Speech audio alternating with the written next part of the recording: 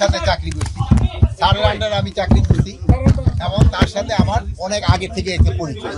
আজকে একটা সৌজন্য সাক্ষাৎকার ছিল।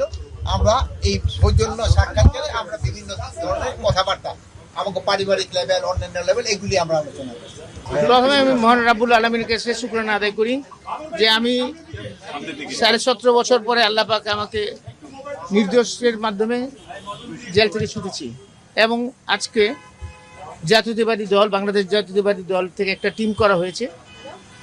সেই টিমের মধ্যে আমি একজন, আমার সাথে সিনিয়র সেক্রেটারি আছেন কামরুজ্জামান সাহেব,